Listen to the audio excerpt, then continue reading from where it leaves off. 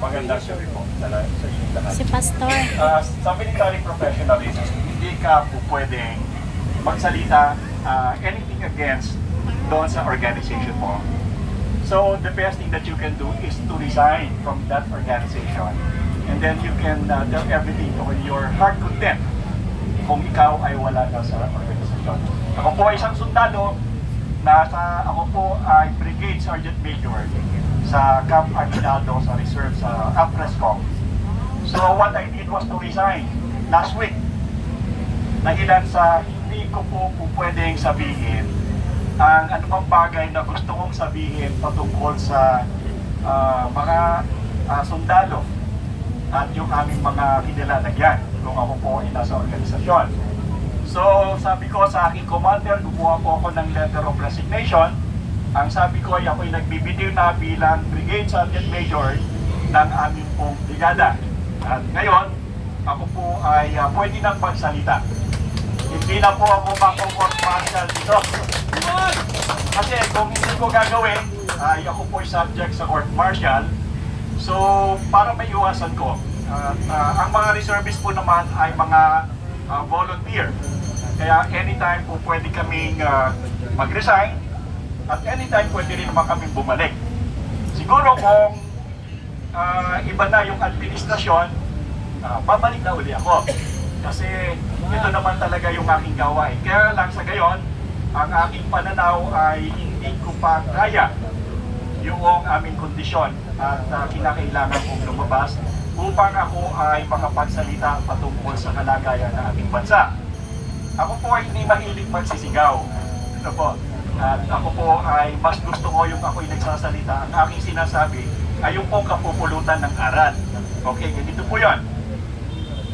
Yung pong aking kaibigan na General na retirado na rin ay nag-usap kami at ako po ay merong, kung makikita po nyo yung aking account, ay marami kayong matututuhan doon. At ang isa doon sa aking sinabi ay yung tayo ng ating pong kasundaluhan pagdating sa kaalaman sa mga aral ni Sun Tzu doon po sa The Art of War. Ako po kasi ang nag-translate ng Sun Tzu The Art of War sa Tagalog. Wow. Ito po. At ito po ay aking ginawa upang may pamigay sa mga sundalo natin. At saka sa ROTC, dinesign ko ito. At the same time, ito po ay meron mga, every chapter ay meron po mga questions. Ito po ay Tagalog. At ay ganito. Kasi ito pong The Art of War, ito po ay sinulat ng Chinese general.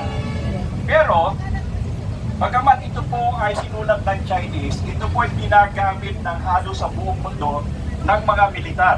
Ito po, hindi lamang mga militar, kundi ginagamit din po ito sa negosyo, sa sports, at yung prinsipyo po nito ay napakaganda. Ngayon po, kung mapapansin ninyo yung labanan sa Vietnam, na nagpuna yung France, pagkatapos ay inabsorb ng Amerikano ng almost 20-year war, hindi po nila tinalo ang Vietnam. Yung mga Vietnamese. Ano po? In fact, nagpadala pa tayo doon ng contingent natin yung tinatawag natin PhilCAG, yung Philippine Civic Action Group. Ngayon, bakit hindi sila tinalo? Eh dahil itong aklat na ito, yung Sun Tzu The Art of War, ito yung Biblia nila. At ito yung ginamit nila sa mga Amerikano kung kaya hindi sila tinalo.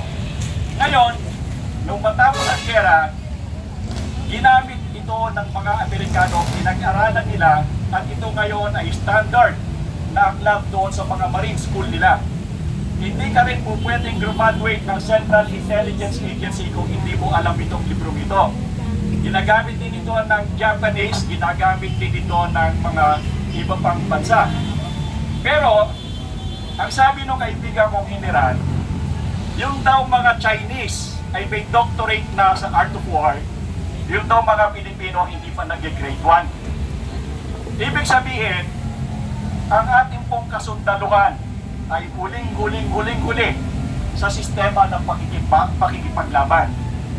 Mapapansin ninyo, yung Communist Party of the Philippines o yung mga CPP, NPA, NDF, gano'n na sila katagal nakikipaglaban? Ragtag army. Gano'n na karami ang ang nagpalit-palit na chief of staff. Hanggang ngayon, nandito pa rin sila. Anong nangyayari? Bakit ganon? Nagtataka ako. Anong problema? Nasaan ang problema? Samantalang nasa atin na lahat ang kakayahan, lahat ng mga armas, tangke, meron pa tayong eroplano, may mga jet. Bakit nag-i-exist pa rin sila hanggang ngayon? At katotohanan, sila po ay nandoon na sa Kongreso. Ang problema ay hindi natin kasi nakikita ang tunay na hitsura kung ano ang nangyayari sa Pilipinas. Natatandaan nyo noong September 21, di ba?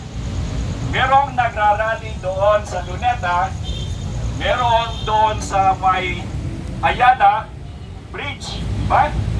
Pagkatapos meron tayo doon sa EDSA Shrine, at meron tayo dito sa Liwasang Bonifacio, at meron pa rin tayo doon sa EDSA People's Monument. Monument. Ano? So, ibig sabihin, pag tinignan ninyo, bakit iisa ang ipinaglalaban, quote and quote, ha? Iisa, quote and quote, pero hiwa-hiwalay. Yes. Ano ang problema? Nasaan ang problema? Ganito yon. Dapat nating maintindihan. Baba ko muna ito. Dapat po nating maintindihan na dapat ang mga Pilipino ay hindi magkaisa. Divide and conquer. Simple lang yan eh. Ginawa na ito ng mga Kastila, pinagpatuloy ng mga Amerikano, at patuloy na ginagawa ngayon. Anong ibig sabihin ng divide and conquer? Kasi, pag tayong mga Pilipino ay nagkaisa, makikita natin o matutumbok natin kung ano talaga ang problema. Diba? Ngayon, ano ba talaga ang problema? Una, ganito yan. Merong mga foreign, sabihin natin merong mga dayuhan na nagpupondo sa lahat na nangyayari sa Pilipinas. Yung mga grupo dito, may nagpupondo. Maliban dito sa Maisog, walang nagpupondo dito. Bakit? Eh alam ko yan eh, kasi nakasama na ako dyan. Talagang walang pondo. Maging dito sa UPI, meron lang mga donations. Di ba? Kanina, ang ulam namin, hotdog. At saka nagluto kami ng kanton na may kanin. Yan ang aming ulam, ang kinain. Pero, pagdating ninyo doon sa ibang grupo, halimbawa yung 1 trillion ba yun? 1 trillion march. 1 trillion march. Ang tanong, sino nagpopondo? Mga kongresista. Ang nagpopondo dyan ay galing sa Amerika. National Endowment for Democracy. Tama! Alam niyo yun? Ang nagpopondo dyan sa marchang yan ay National Endowment for Democracy. O, dito na ako makakatay pag sinasabi ko itong mga ito. Tama yan! Okay, Tama yan. ano ang National Endowment for Democracy at sino ang kanilang contact dito sa Pilipinas? Ang contact nila dito sa Pilipinas ay si Maria Ressa. Hindi, si Maria Ressa. Rappler. Yan ang tumatanggap ng pondo mula sa National Endowment for Democracy at pagkatapos yan naman ang ipinapasa katulad doon sa 1 trillion. So ibig sabihin, kung kayo'y nagpamarcha dyan doon sa September 21, ang pondo niyan ay galing sa Amerika. Okay? So akala nyo normal lang na naglalakad-lakad doon? Amerikano ang nagpupondo niyan. At ang pondo niyan ay bumabagsak kay Maria Ressa ng Rappler. Ngayon, itong si Maria Ressa ang kanilang ginagamit sa fact checker. Di ba? Sino ang may karanasan sa inyo dito sa Facebook na nakakailan na kayo ng tawag dito? Check. Fact check pero nasususpended. Sino sa inyo ang mga may suspension sa Facebook? Marami. Ako, pag hindi 1 buwan, 2 buwan, yan ang suspension ko dyan. At yung iba, syempre alam natin na nagre-reklamo. So, ibig sabihin, yung isang grupo noong September 21 na nagmarcha na napakarami, that is funded by NED, National Endowment for Democracy. democracy. Okay? So nakita nyo na isa.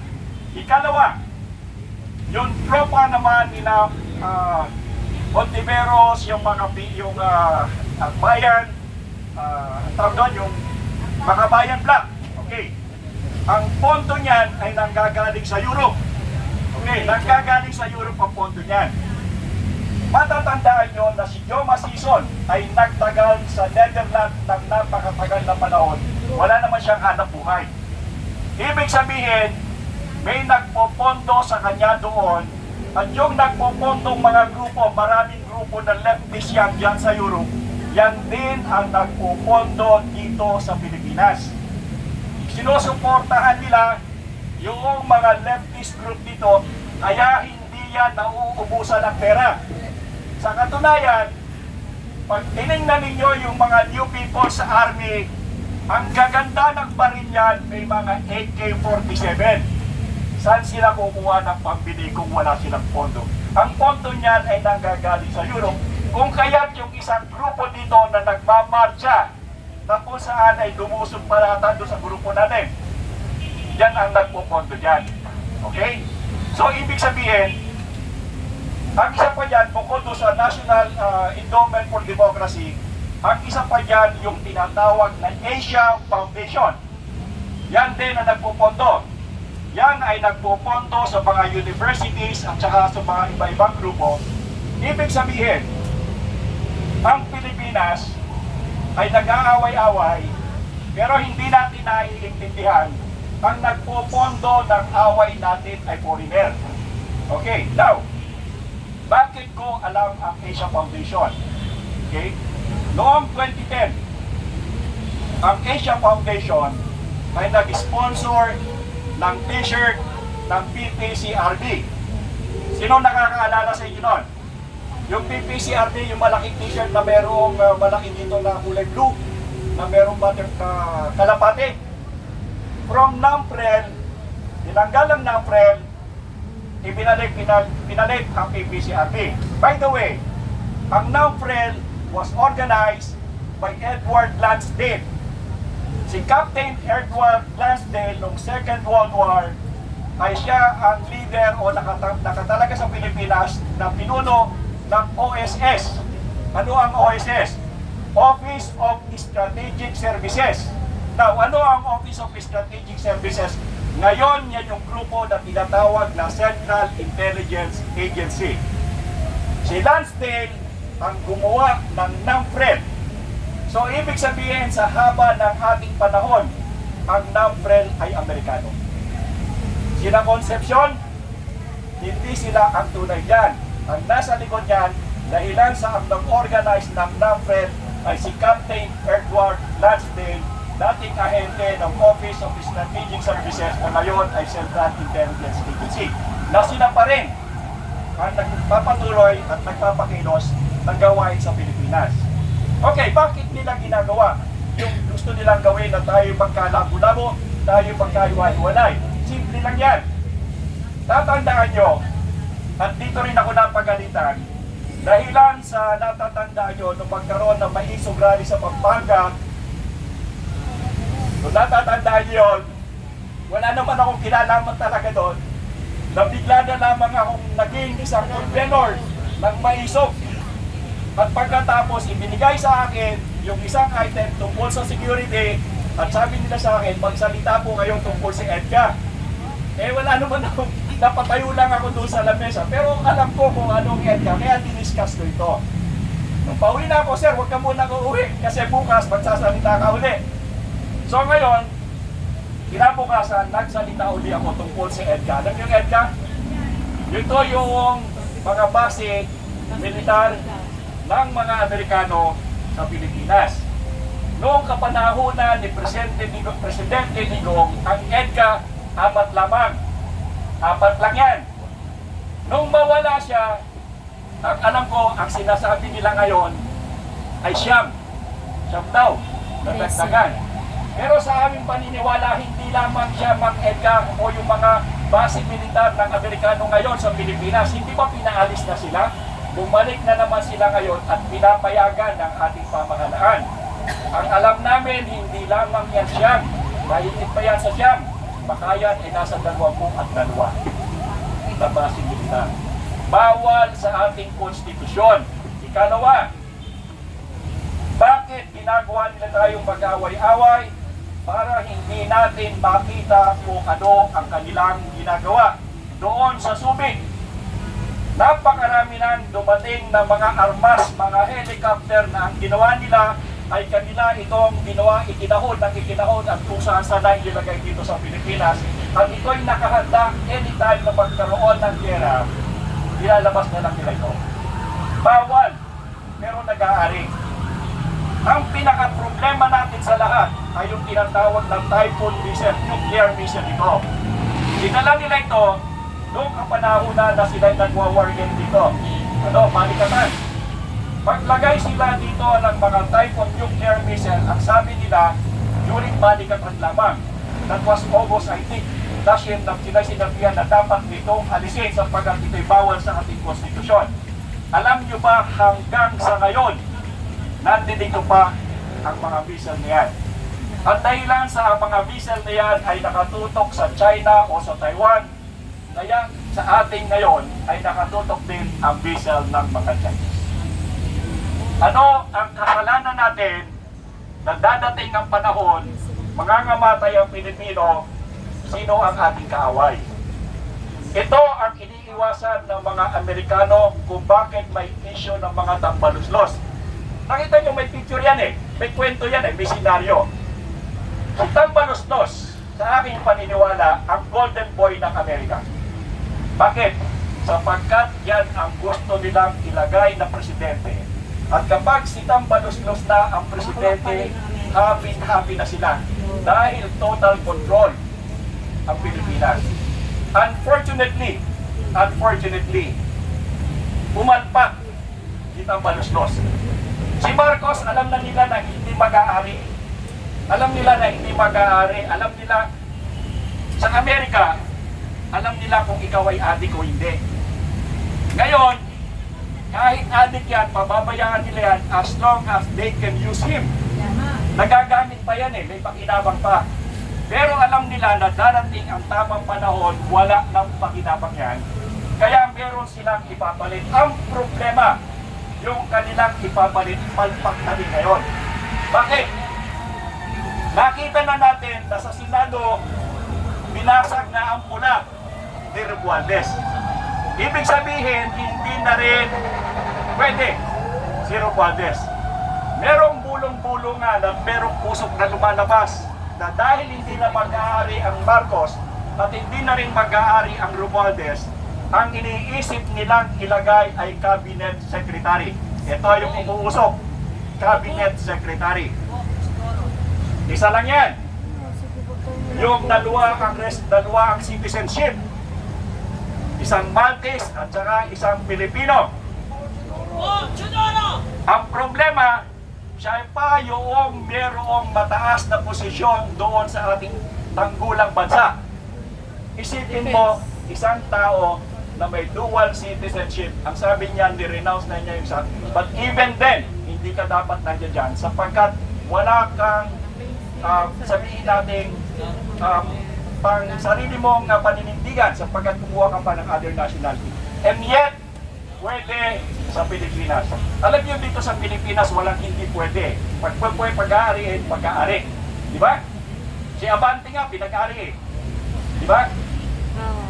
Yung ang tatlo doon sa Senado, sa totoo lang, di naman nanalo yun Pero pinag-ari. So sa Pilipinas, walang hindi po pwedeng pag-ariin kapag gusto ng mga foreigner na may interes sa ating bansa na pag-ariin, mapipilitan ang ating mga tao dito sa gobyerno na pag-ariin sapagkat sila man ay nakikinabang. Alam ko yan, kasi nanggaling ako dyan. Alam ko kung paano makinabang dyan sa mga foreigner o doon sa mga ibang bansa na nagpapatakbo dito sa Pilipinas. Alam ko yan. Kung isang ka, hindi na nga ako bumubuha ng sweldo doon sa kampo dahil sobrang pera ko na doon dumadating kasi dolyar yung ginagamit namin sa operations. Alam ko yan. So, makikita natin bakit ganito ang bansa ang Pilipinas. Ngayon, isa lang. Merong isa na hindi mag-aari at hindi nila papayagan na mamuno ng bansa. Si Sara Duterte. Hindi pwede. hindi pwede si Sara Duterte. Ayaw, hindi Pilipino ang umayaw dyan. Yung mga Pilipino nag-aayaw-ayawan dyan, dinidemonize lamang si Sara Duterte. Dahil si Sara Duterte hindi po pwedeng maging presidente. Bakit? Neutral ang kanyang posisyon sa Indo-Pacific. Neutral lang. Hindi ko sinasabi na siya pro-China o pro-America.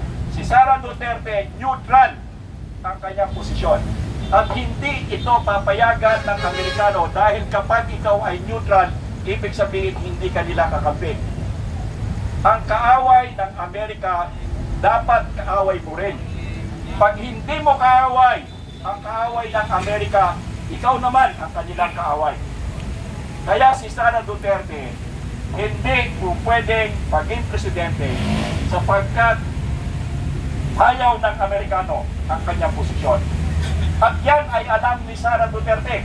Hindi ba sinasabi niya na ako ay papatayin? Narinig niyo yan? Dahil lang sa alam na alam niya na kapag siya ang oposisyon, hindi siya papayagan. Eh kung si Trump ka, inassassinate eh. Presidente na ng Amerika. Eh sino pa si Sara? Hindi ba? Alam niya yan, kaya sinasabi niya na ako ay papatay. Hindi ba naririnig niyo palagi na kanyang sinasabi? Sapagkat kahit ang kanyang ama, ayaw siyang patakboy presidente. Sapagkat kapag hindi ka kaalyado ng Amerikano, patay ka na. Alam ko yan. Alam ko yan. Meron akong kasama. Ginawa nila yan. At ako, sabi nga nila, ako daw ay meron ng kulungan. Kaya ayaw ko talaga magsalita ng ganito. Pero hindi ko lang talaga mapigilan sarili ko eh. Kaya nga nag-resign na ako. Ako'y may kulungan akong nakahanda. Sinabihan na ako, tinawagan ako minsan after ko nung magsalita doon sa Maisog sa Pampanga. Ang kasunod doon, tawag ka agad sa akin. Tumigil ka. At ikaw ay meron ng kaso. Alam niyo yung kaso ko? International Monetary Laundering. Hindi ho local ha, International Monetary Laundering. Tinawagan ako dyan at ang aking sabi niya, meron kang bank account sa Bank of China. Sabi ko, baka sa China Bank, hindi sa Bank of China. Sabi niya, hindi. Sa Bank of China ka na merong account. Tapos sinabihan ako, kilala mo ba itong mga taong ito? Sabi ko, hindi. Lahat yan nagbigay sa iyo ng pera. So, ibig sabihin, itong kadadandal kong ito, na matagal nang sinasabihan sa akin, huwag kang mag-ingay. Ito ho yung naiinatnan ko. Ngayon, ang sabi ko sa kanila, okay, kung ako may kulungan, meron ba naman pagkain doon? Sir, meron. Sabi ko, huwag nyo lang akong lalasunin. Di ba? So, ang kalalagayan ng ating bansa, sa inyong nakikita, tayo nag-aaway-away, tayo po ay pinag-uulot. Tayo ay pinag-aaway-away para hindi natin makita ang kabuuan larawan ng mga nangyayari. Gumagawa na sila ng mga permanent structure sa Subic. Maglalagay daw sila doon ng gawaan ng bala. Tuwan-tuwa naman yung iba sapagkat kita kami magkakatrabaho. Pero hindi nyo nakikita ito'y isang manipulasyon. Isang bagay lang ang nakakatuwa. Mahaba na ako kasi wala namang magsasalita. Di habaan ko na. Ganito yan. Nagpapasalamat ako dahilan sa awayan ng China at ng Amerika. Ang sabi nung isang tagapagsalita at napanood ko, yung daw MAD. Sabi nung Chinese, MAD. Ano kaya yung MAD? Mutual Assured Destruction. Ibig sabihin, pag naglaban ang China at Amerika, walang mabubuhay. Bakit? Nuclear weapon ang labanan. Walang matitira sa atin. Lalong-lalo na, wala man lang tayong panlaban dito. Matagal ko nang sinasabi na dapat magkaroon tayo ng kahit anumang taguan. Kapag nagkaroon ng nuclear war, merong nuclear fallout, patay tayong lahat dyan. Eh wala man lang tayong taguan dito eh. Hindi tayo gumagawa at ayaw din ang gawin. Anyway, ito ang sabi ng China na napanood ko. Yung daw ika na mutual assured destruction, dahilan sa ang China ay meron ng capability na magpaputok ng missile nila diretso papunta sa Amerika. ICBM, meron na. So ibig sabihin, ang sabi nila, we will not harm the Philippines. Ito ang sabi nila, we will not harm the Philippines. Kahit na nandito ang mga Amerikano, sinasabi lang, we will not harm the Philippines. Pinoy, panahon pa ni Mahoma, kaibigan na natin ng Chinese eh. Dinidemonize tayo ng Amerika na yung Chinese na yan, kinokontrol nila yan. Bakit? Alam niyo ba kung bakit dinidemonize ng Amerika ang China? Dahilan sa tinatawag na hegemony. Alam niyo yung hegemony? Ibig sabihin sila lamang ang pinakamakapangyarihan. Ang problema, may challenge na sa kanila sapagkat ang China ay lumalakas at lumalakas at na-challenge yung kapangyarihan ng Amerika na hindi nila papayagan. That is why yung Indo-Pacific na yan, yung daan na yan ng Taiwan, kasi billion ang dumadaan dyan na negosyo ng mga shipping line. Kapag yan ay nakuha ng China, o ibig sabihin ay nagkaroon ng party ang China dyan, hindi na magkakaroon ng hegemony ang Amerika. At ayaw nila yon. Kung kaya ang ginagawa nila, tayong mga Pilipinos, kasi malapit lang tayo doon sa daanan doon lang sa Pagudpod, di ba? Tapos doon, Taiwan na, marinig mo na yung taon na yung kilawak ng manok So yung strait na yan ang kanilang kinokontrol at kinokontrol ng Amerika. Sinasabi lang nila na Taiwan yan, pero ang talagang issue dyan, yung Indo-Pacific. Ano yung lugar ng Indo-Pacific yan? Control ng lugar at hindi papayag ang Amerikano na yan ay mapupunta sa China o magkaroon ng bahagi ang China. Dahilan sa hegemony. Pero nakikita natin, ang Amerika ay pahina ng pahina, lahat kinakaangan ng laban hanggang sa Venezuela, okay, hanggang sa Iran, hanggang doon sa Middle East, lahat kinakaangan nila, pati sa Pilipinas, but they can never fight the war. Tatandaan nyo, wala pang ipinanalong gera ang Amerika after Vietnam. Nanalo ba sila sa Afghanistan? No. Talo. Anong ginawa nila sa Libya? Sinira lang nila. Tapos ngayon, bakit? Anong meron sa Libya? Kinuha nila yung langis. Hanggang ngayon, sila nagmamando doon. Sa Iraq, ganun din ang kanilang ginawa. Sinira nila ang Iraq. Pero yung langis nilang Iraq, sila ngayon na nagbibina. Afghanistan, dati yung kanilang pati, sila nagbibina doon. So ito yung kanilang ginagawa. Now the Philippines, ganyan din ang ginagawa sa atin. Pero para hindi natin makita ang ginagawa nila, tayo ang pinag-aaway-away. Ngayon naman, yung mga Pilipino, tatandaan nyo, kapanahunan pa ng Kastila, marami ng traidor. Nasa dugo na yan eh. Sana yan si Emilio Aguinaldo. Natatandaan nyo, sino yung kauna-una traidor? Si Emilio Aguinaldo. Di ba? O, meron pa doon, padami yan ng mga traidor na nangyayari. Na kung saan ay inuuna yung pansariling interes kesa sa sariling interes ng bansa natin. Pero, hindi naman lahat ng Pilipino ay ganon. Napansin ninyo, mahaba na ako, no? At layo na ng narasyon ko. Napansin ninyo na hindi lahat ng Pilipino ay katulad ni Emilio Aguinaldo ang ugali.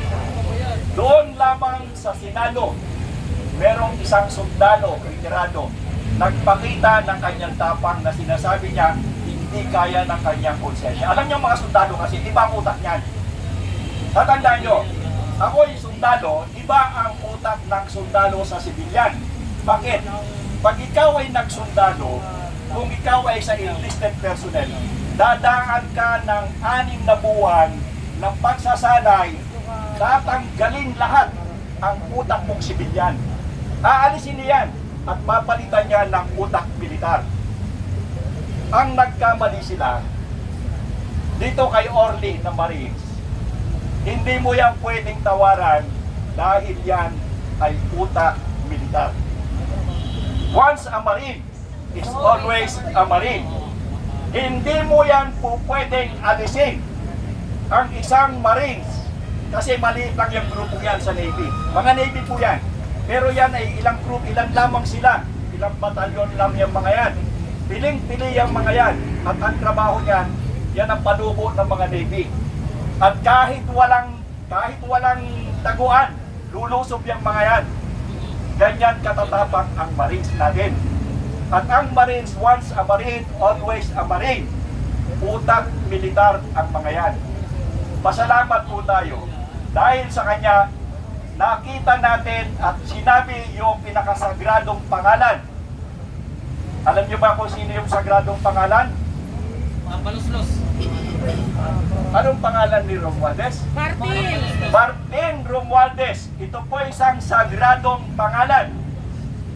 Pero yung Marines, sinabi niya ng hayagan na ito ang lahat ng may pakana ng problema natin sa baha. Ito yung kanyang problema eh, paano yan eh. So ngayon, ano ang gagawin natin? Hanggang sa ngayon, nag-iiwa-hiwalay pa rin tayo, kontrolado pa rin tayo ng sistema ng mga Amerikano at tuwang-tuwa sila. Pero meron lamang silang isang problema. Nasunog na yung kanilang golden boy. Basag na ang pula. So sino naman ang susunod nila? Yan ang aabangan natin. Abangan ang susunod na kabanata. Pero hindi sila titigil. Ang sinasabi ko sa inyo, hindi nila papayagan si Sara Duterte na maging presidente. Ngayon, pro o against Sara Duterte kayo, dapat nyo siyang ingatan sapagkat naniniwala ako na kinatatakutan siya hindi ng mga Pilipino, Amerikano ang natatakot sa kanya. The moment na siya ay mapaupo, tigpas sila. Tigpas talaga sila. At hindi lamang sila ang tigpas. CPP, NPA, NDF, ubos lahat yan. Yes. Kaya ayaw nila si Sara Duterte na maging presidente. Yan ang totoo. Pero, siguro'y tinadhana na ng panahon ng Panginoon na nakikita nyo utay na bumabagsak na, isa na lamang ang iniintay. BBM. Pag tinamaan ito, sakit yan eh. Sakit yan. So, ito na lamang ang inaantay natin. Ito na lamang, isa. At siguro, pag nangyari yan, alam ninyo, lagi ko sinasabi, ang mga militar, ito na ako, yung mga militar ay merong malaking responsibilidad sa bansang Pilipinas. Sila ay sumumpa, o kami, o tayo ay sumumpa para paglingkuran ang bansa at ingatan ang konstitusyon. The main function of the military is to protect the Constitution. Yan ang trabaho niyan. Pero, katulad nung nangyari sa KOJC, ito ha, katulad ng nangyari sa KOJC, na nakita ninyo na wala nang puntahan ang grupong ito. Zero! Wala nang puntahan. Alam niyo kung sino pwedeng sumalba sa kanila? Military lang. Kasi ito yung nandoon sa protective clause na kapag ang mga mamayang Pilipino ay wala nang pupuntahan sapagkat ang kaaway nila ay gobyerno, militar na lamang ang pwede nilang puntahan. Ang problema nasaan sila. Hanggang sa ngayon, hanggang oras na ito, ang kalaban natin ay gobyerno. Executive, legislative, and judiciary, magkakakumplot ng lahat, magkasama na, nag-isa na, wala na yung kanilang check and balance. Wala na. Dahil si Rimulya, nasa Senado, kasama pa, si Rimulya, judicial yan eh. Tapos yung Congress, yung Senate, magkasama na, kasama rin Rimulya, at kasama na rin ni Marcos, which is executive. So ano pang laban nating taong bayan? Itong dapat na nag-check and balance, nagsama-sama na. Ito pang masakit. Isinama pa nila yung CPP, NPA. Tama. Correct.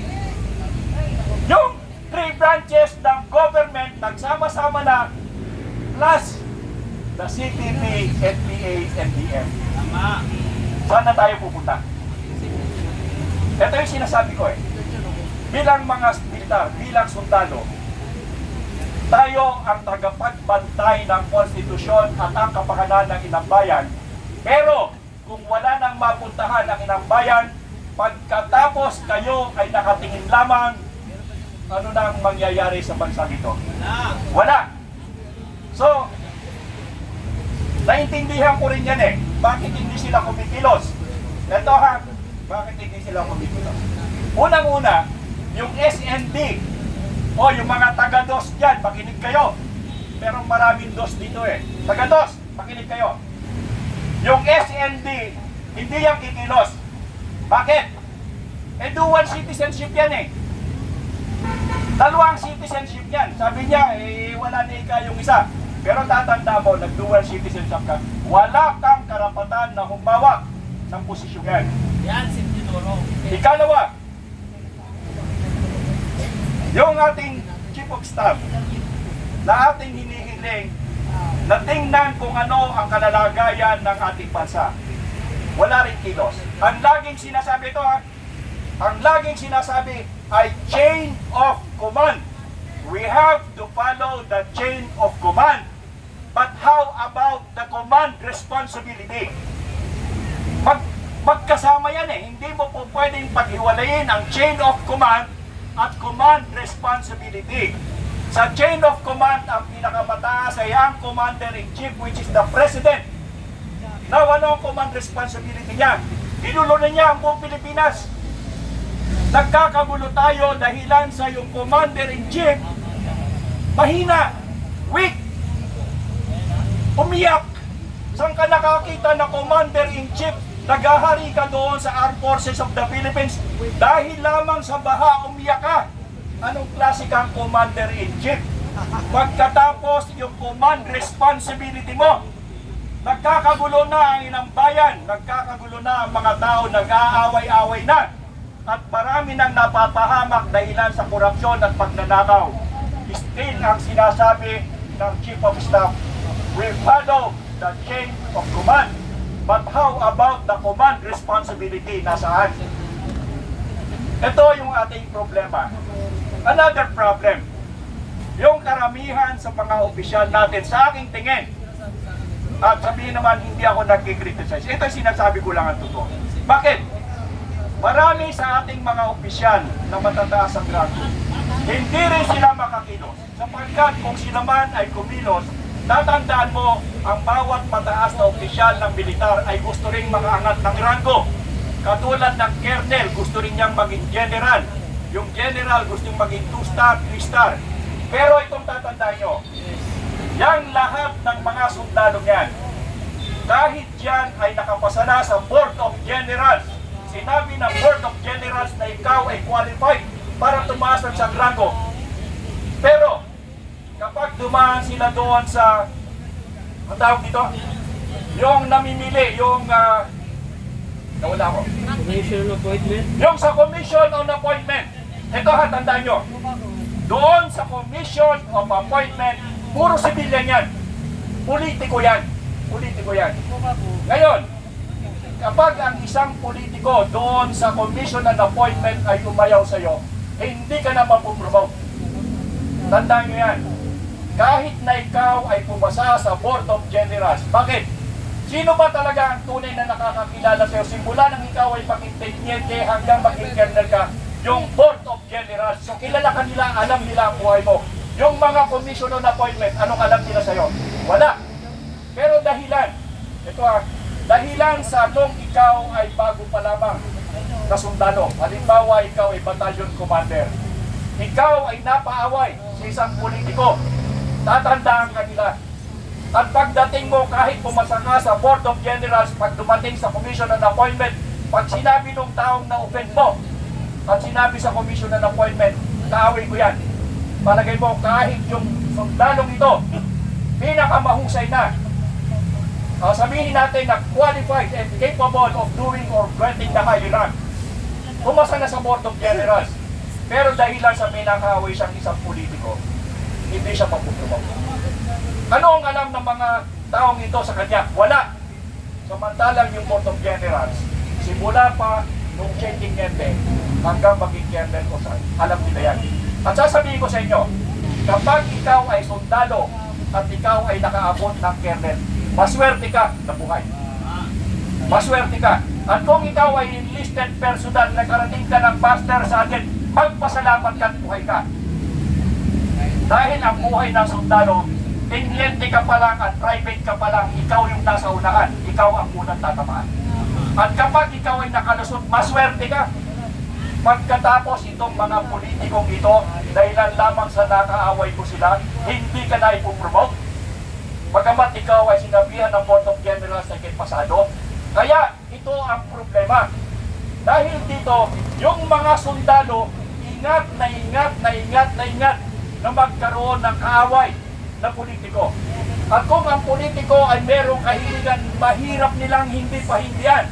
Dahilan sa kapag sila'y humindi at sila'y tinandaan, hindi sila magpupromote sa komisyon ng napon. Nakita niyo yung problema? Yan ang problema natin sa militar. Kaya nga sinasabi nila pag ikaw daw ay tinyente hanggang lieutenant colonel, sundalo ka pa.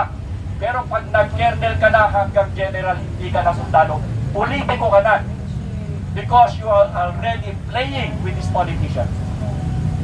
Now, resign na ako, kaya pwede na ako magsalita ng ganito.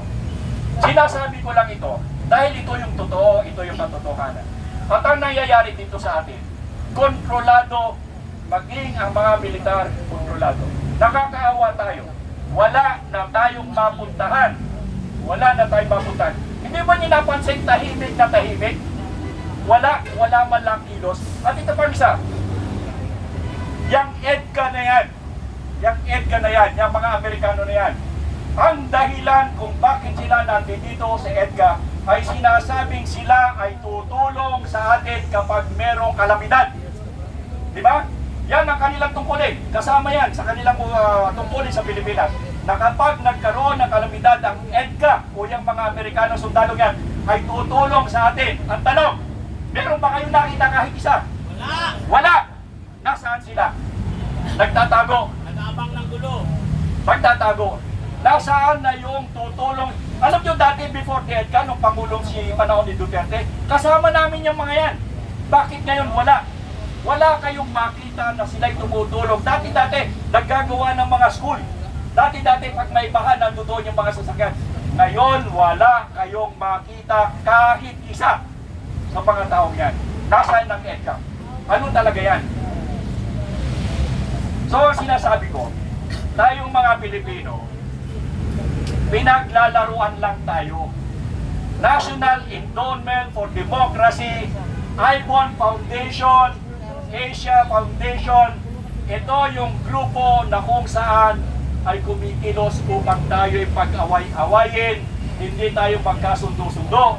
Dahil pagka tayo nagkasundo-sundo, makikita natin kung ano ang tunay na hitsura ng ating bansa, na tayo ay puppet, pinagagalaw ng mga taong merong interes sa ating bansa. Alam ba ninyo sa pag nakakaawang nangyari sa atin? Ang Vietnam, ang Vietnam ay kaaway ng China. Tandaan nyo yan. Ang Vietnam, daan ang pinatay ng Chinese na Vietnamese. Pero bakit sila'y magkasama ngayon? Alam yung ginawa natin dahil inaway natin ang China? Yung ating mga prutas, yung durian, yung saging at iba nating prutas, hindi na binibili ng China. Anong nangyayari ngayon? Nabubulok na. Ang tanong, binibili ba ito ng mga Amerikano? Hindi. Tingnan ninyo kung anong ginagawa ng gobyerno sa. Tapos ngayon na itong latest sinasabi na nakikiusap daw ang Pilipinas, ang Malacanang at inu-open ang business sa China. Anong kalokohan yan? Aawayin mo pagkatapos ngayong inaway ka na rin, ang sabi mo naman, i-open mo na for business. Ano ba talaga po yan? Saan ba tayo lalagay? So ngayon, ito lang sinasabi ko. Anong ibig sabihin? Anong punto ko? Ipinapakita ko lang sa inyo kung ano ang ating kalalagayan. Ang kalalagayan natin, tayo ay pinaglalaruan. Kinokontrol, minamanipula para wag tayong magkasama-sama tayong mga tao. Pero yung Kongreso, yung Senado, yung Judicial, yung Executive, kasama ang CPP-NPA, sila yung nagkakaisa. Pero tayong mga tao, sabog-sabog. Tatandaan nyo, walang katawan na pwedeng mabuhay na pag sinabi ng ulo sa kanyang kamay, isubo mo ang pagkain, pag sinabi ng kamay, ayaw ko, pareho kayong mamamatay. Katulad natin, pag hindi tayo nag-synchronize, tayo mismo ang mawawala tayo mismo ang mamamatay. Tandaan nyo ang nangyayari ngayon, lahat ng kaguluhan, pakanayan, senaryo yan. Yan ang dapat nating alamin at yan ang dapat nating labanan. Magpasalamat tayo at meron tayong mga retired military officers. Malaking bagay sila sapagkat kaya nilang sabihan yung iba pang mga sundalo kung ano ang tamang gawin. Manalangin tayo na manaig yung ating mga kasamang mga militar na nagretiro na maging matagumpay yung kanilang balakin na iayos ang ating bansa. Salamat po. Hey, nakapulot pa kayo ng aral? Yes, marami. Ayun po, sa inyong mga viewers, sa atin lahat, mayroon lang tayong mahalagang announcement. Welcome. No, bukas ay ang 10th